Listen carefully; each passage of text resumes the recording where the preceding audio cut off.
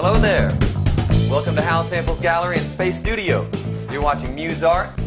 This is one of the most active, eclectic hubs of art activity in Dallas. We're located here in historic Deep Ellum. In fact, this building is one of the historic landmarks of Dallas. Got lots of exposed brick that kind of add to the charm and character of this place. It's a beautiful spot. Let me show you around. Now, before we go any further, let me first tell you about our role in the community here at the Hal Samples Gallery Space Studio. I use those two terms because what we have is a private event space upstairs. We also have the photography studio for Hal's own work. The gallery itself is kind of an incubation gallery for young artists, emerging talent. We tend to handpick some of the locals in the community, connect them with other local artists, and build relationships that lead to larger opportunities in other galleries. So again, we consider ourselves to be one of the most active hubs of eclectic activity in the Deep Ellum scene, if you will. And that goes for all things art and music. Hal himself is a very reputable photographer around town, and we're very proud of the artists that we represent. Now, as I walk you through the gallery and show you kind of the work that we have at the moment, I'm actually going to pull over my man Carlos to introduce the artist and explain the work that we have. With that, Carlos, talk to Muse Art. Hey guys, welcome to Hal Samples Studios in a gallery.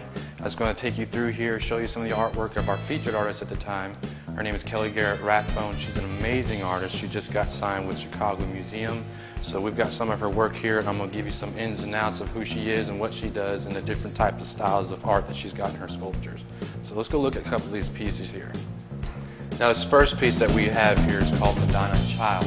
Before I go into it, I'm going to give you a little bit of background of who Kelly is and where she's studied. She actually first went in '01 to Parsons School of Art, and then from there she moved on to the Chicago Institute out of Chicago, and then from there she went overseas and studied in Florence School of Arts down there in Italy. She actually started doing her sculptures not necessarily in terracotta or in clay. She actually started doing it with glass blowing, and that was where she started all this. But as you can see, she's kind of combined both the terracotta and the glass. The reason for the glass, and all you see is in the orange, is because she wants to kind of have that phantom type of thought to the hands, even to your own thought process. It's very fluid, very mysterious. You're not sure what exactly is going to be going on with the hands. It's very different. Every single moment is different. But as you can see, it's very classical.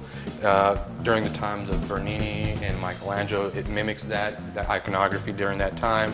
As you can see, the body of the woman herself is not exactly what you would see modern day today, like you would see in a magazine, but it's very realistic, especially in her facial expressions. She captured very much what the Christendom during that time period would actually have in their drawings, like Michelangelo and Sistine Chapel and stuff like that.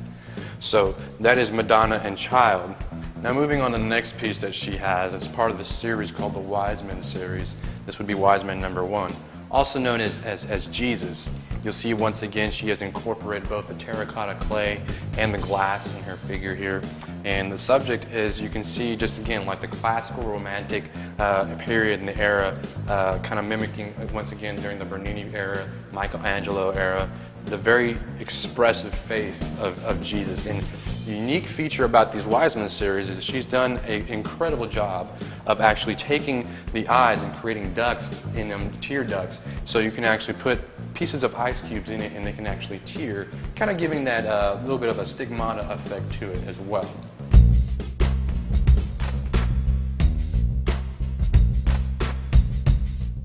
Here you see once again terracotta, glass. This is part of the Wise Men series. This is Jesus. This is Wise Men #1, Wise Men #2, Abraham Lincoln. Once again, there's a series of 6 of the Wise Men pieces. You can see here again just the glass, the companion. This one's called Companion Gold Luster, terracotta.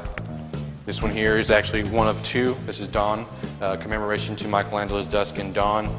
Very, very expressive features and just her facial expressions, her body expression.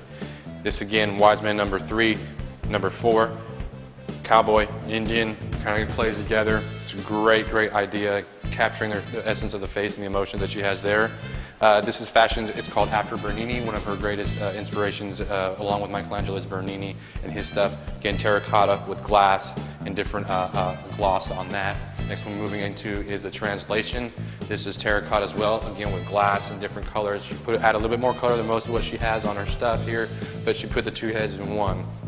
Next one here is a temptation box with drawers. Very, you can actually interact with it a little bit. You can see, you have to get close up, but it's got a little bit of etching in there. Next one is actually Madonna and Glow. Again, terracotta with the gold luster, child on glass as well, and painted. The next one we're moving on to is the second piece of the Dusk and Dawn Michelangelo piece that she fashioned after. A little bit more dark, got gold luster with the glass and the pedestal and the silk pillow. This one's actually Apparizione Testimone. The name of the installation is called Apparizione Testimone, which is testimony and apparition. This one here, you see the very exaggerated body features and very realistic facial features and expressions that she has. This next one here is actually a two-piece. It's actually Golden Child. They go together. A little gold luster, the plate that goes with it, kind of plays together with the essence on that one. The last piece of the Wise Men series here, number 5, is actually the Moses piece here. Once again, not very different from that, but it goes along with that series. The Trinity Shrine is a small, very intimate, you get close, got glass, gold luster, terracotta once again. Moving on to the next piece, we're going with the Revelation. This one here is kind of got just all of it dark, and you've got, it's actually bronze this time. This is actually cast bronze, and you see how she got the hands. But these are actually glass as well. These pieces were put together in a glass blowing area. One thing I did say that is she did start off with glass blowing, but all the pieces that you see on her that are glass are actually done by hand. It's not actually blown, it's fashioned and formed by hand. So it's very much more of a meticulous and much in-depth and very precise skill to have. A lot more difficult than actual glass blowing. That one's Revelation.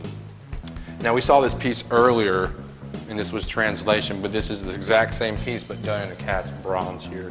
So it kind of gives it a very different feel. You'll see in the head here as the horns, they come out, they're actually glass, just like in the other one you saw. But this one gives it a very different look, very different feel, a little bit more classical to your Michelangelo pieces where either he did them in marble or bronze during those periods of time. And the last piece that we have here is actually called Royal Portrait. And this one just exactly what it is. It's a royal portrait of the individual that she captured, putting the frame around the face and capturing the essence again very well. She does a very good job of capturing the emotions of the person in the subject that she has. So with that, that's basically what Kelly Rathbone is about in all her show. If you want to read more about her and what she does, you can go to kellygarrettrathbone.com, read her bibliography. You can go and see a little bit more of her work that she hasn't shown here, as well as you can come check us out at housesamples.com, spacestudio.com. Thank you for visiting with us. We appreciate you coming. Come see us anytime.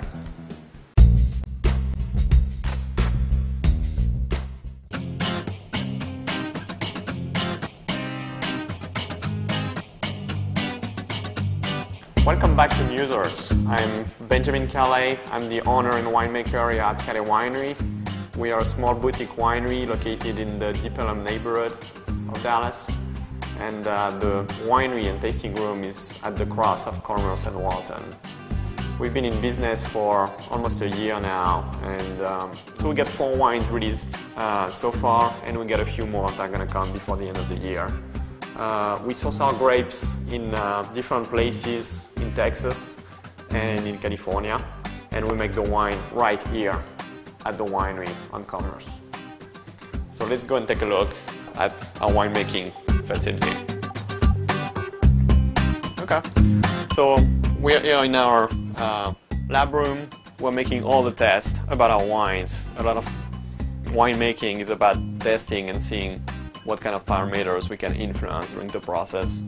And so here is a room where we make all the testing for our wines. So we declare, we choose our yeast, we declare when we start and when we finish fermentation, and we got all kinds of tests that we run to prevent anything bad from happening to the wine. So we are here in our back room, and the first thing we do when we receive our grapes is to crush them and destem them. And after the must, we transfer it to one of those different tanks that we have here, and that's where we're going to process the grapes for fermentation. So after between 1 week and 3 weeks, depending on the type of wine that we are looking for, we're gonna have wine from the must. So we put a yeast in the juice, and so it takes around a week to 3 weeks to complete fermentation. After that point, we transfer the wine to wine barrels for the aging of the red, or we keep them in our stainless tanks for our white wines.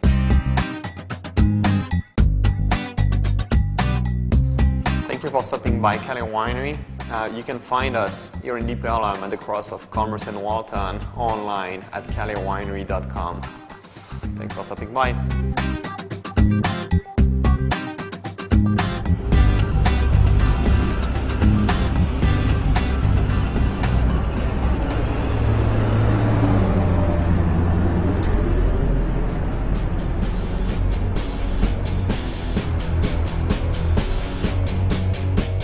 Hi everybody, my name is Lee Fuqua. I own and operate Fuqua Winery right here in the middle of Dallas.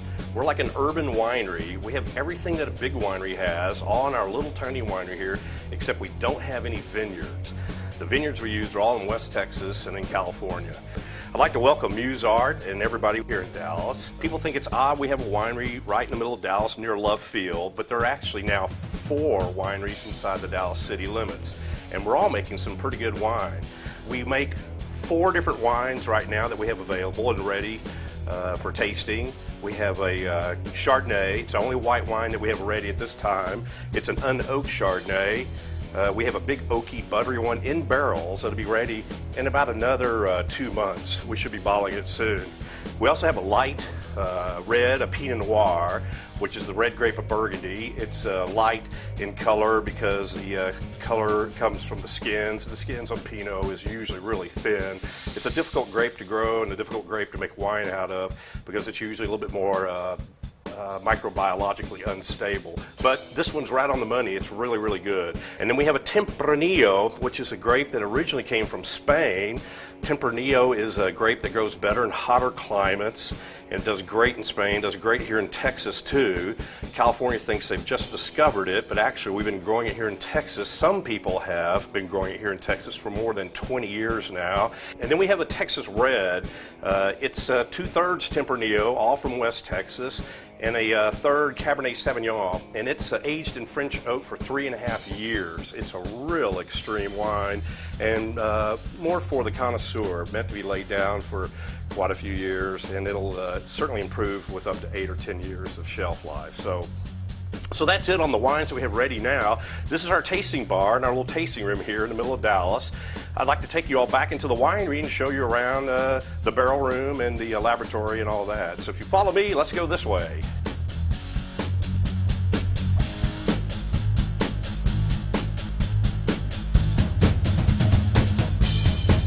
So this is our barrel room, if you will, where we store and age wine.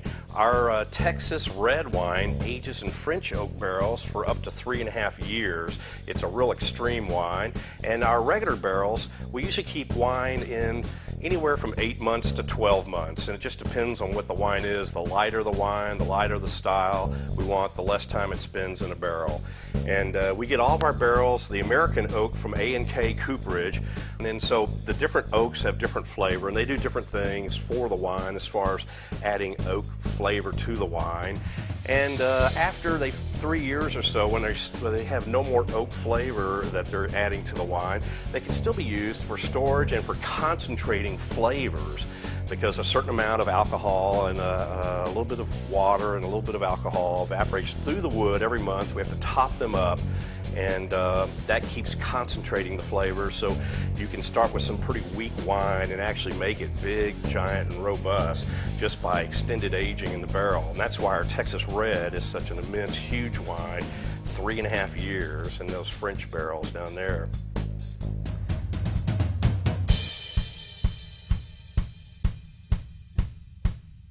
So here we are in the laboratory. This is where I do all my mad scientific work, and a lot of people think I am a mad scientist of Texas winemakers. And I really don't do anything too unusual. I just do a lot of experimental blending and trials with different types of yeast and different mixtures of grape types. And if I have some grapes that come in that are too tart, I may blend them with some grapes that are way too flat and come up with a blend that's just like perfect right on. So anyway, also we measure, we use a titration to find an endpoint to measure how much total acidity is in the wine and what the sulfur dioxide levels are.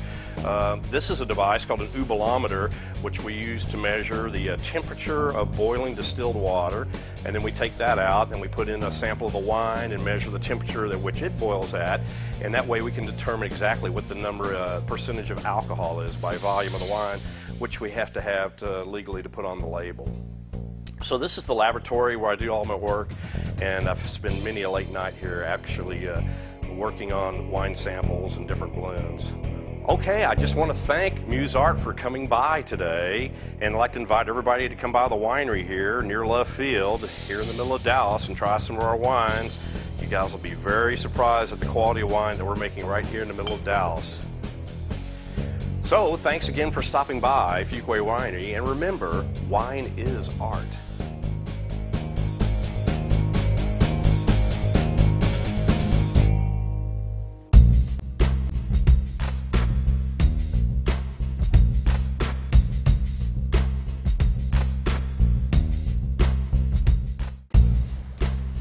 Hey, welcome back to Muse Art. I'm Nathan Johnson. I'm Jay Wachowski. And you're at the Witt Gallery in Exposition Park, where new artists from all over the nation come up to show their work here in Dallas, Texas.